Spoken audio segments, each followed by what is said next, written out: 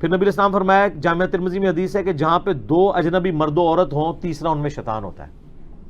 یہاں لوگ کہتے ہیں نہیں پاکیزہ محبت ہے جی. ہمیں کئی لوگوں نے فون کیا ہے کہ جی میں بڑی پاکیزہ محبت لے کے چل رہا ہوں, ہاتھ نہیں لگایا. ان کے لیے یہ ہے کہ ہاتھ نہ لگانا پاکیزہ محبت ہے. غیر محرم مرد و عورت کا آپس میں ملنا جلنا یہ خود ہی جو ہے وہ نجاست ہے. اس طرح کی محبت میاں بیوی کی ہے. نبی علیہ السلام کی حدیث ہے ترمذی میں, تم نے کوئی بھی محبت کرنے والے میاں بیوی سے بڑھ کے نہیں دیکھے ہوں گے. تو میاں بیوی کی محبت ہے. اور یہ بھی جو اس طرح کر رہے ہوتے ہیں نا, شادی کے بعد جب میاں بیوی بنتے ہیں نا پھر نال ہی وہاں نکل جاتی ہے. کیونکہ یہ سب کچھ جو ہے نا ان کو جو نظر آ رہا ہوتا ہے یہ صرف ہاتھی کی دم ہوتی ہے, اس کے پیچھے جو اتنا بڑا ہاتھی لگا ہے نا وہ شادی کے بعد نظر آتا ہے. تو اس لیے آپ دیکھتے ہیں اکثر جو ہے نا وہ لو میرج نو لبدے ہی پھر دیو, پھر کتنے گئے, ختم.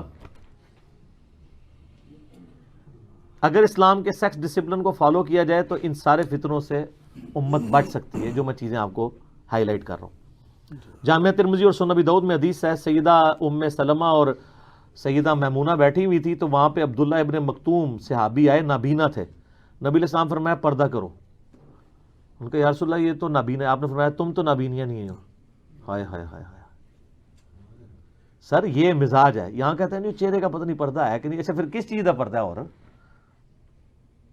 صحیح بخاری میں حدیث ہے, حدیث افک جو اما عائشہ کے اوپر تہمت لگی تھی, اس میں وہ صحابی کہتے ہیں کہ میں نے اما عائشہ کو اس لیے پہچان لیا کہ میں نے آیت پردہ نازل ہونے سے پہلے سیدہ عائشہ کو دیکھا ہوا تھا. جب وہ یعنی وہاں پہ بیٹھی ہوئی تھی تو ان کے چہرے سے وہ کپڑا ہٹ گیا. تو اس کا مطلب ہے آیت پردہ کے بعد نہیں دیکھتے تھے. اس کی پھر وہ پک چھوڑتے ہیں جی. وہ غامدی صاحب کہتے ہیں کہ امہات المومنین کے لیے چہرے کا بھی پردہ ہے, باقی کر لیں تو اچھا ہے, نہ کریں تو کوئی حرج نہیں ہے. تو سر اگر امہات المومنین امت کے لیے رول ماڈل نہیں ہے تو پھر کون سی عورتیں؟ سورہ الاحزاب میں ہے نا, اے نبی کی بیویوں اگر تم نے بے حیائی کی تمہیں دگنا عذاب دیا جائے گا, کیونکہ تم رول ماڈل ہو. تو جو رول ماڈل ہے انہی کے پیچھے چلنا ہے نا, کہ ان سے ایک ہاتھ آگے نکلنا ہے ہم نے, تو ایٹ لیسٹ ان کو فالو تو کرنا چاہیے. تھوڑی سی آپ اپنی عقل استعمال کریں تو آپ کو معاملات کلیئر ہو جائیں گے. نبی علیہ السلام کی صحیح مسلم میں حدیث ہے, میں نے اپنے بعد عورتوں سے بڑا کوئی فتنہ تمہارے لیے نہیں چھوڑا. فتنہ پنجابی والا نہیں, یعنی آزمائش, اس کے ذریعے اللہ تعالیٰ آزمائے گا. اسی طریقے سے صحیح بخاری میں حدیث ہے, جو مجھے اپنی زبان اور شرمگاہ کی حفاظت کی ذمہ داری دے دے میں اسے جنت کی گارنٹی دیتا ہوں.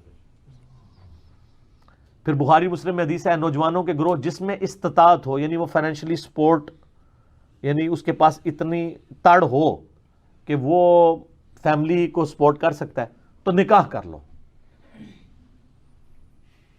کیونکہ نکاح کرنا تمہاری عفت اور عصمت کی حفاظت کا ذریعہ ہے اور نگاہوں کو نیچا کرتا ہے.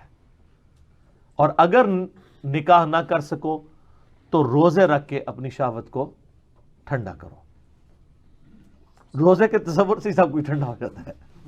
ظاہر ہے رمضان شریف میں تو پھر بھی آپ روزے رکھ لیتے ہیں کیونکہ ایک ماحول بنا ہوا ہوتا ہے, ورنہ عام دنوں میں گرمیوں کے روزے رکھنے پڑ جائیں, نفلی روزے کبھی کبھار یہ جو کوئی رکھنے پڑ جاتے ہیں, کوئی 9-10 محرم کا روزہ آ گیا تو وہ آپ کو پتہ ہے وہ روزہ ختم ہی نہیں ہو رہا ہوتا, تو بڑے بڑے لوگوں کی عقل ٹھکانے آ جاتی ہے.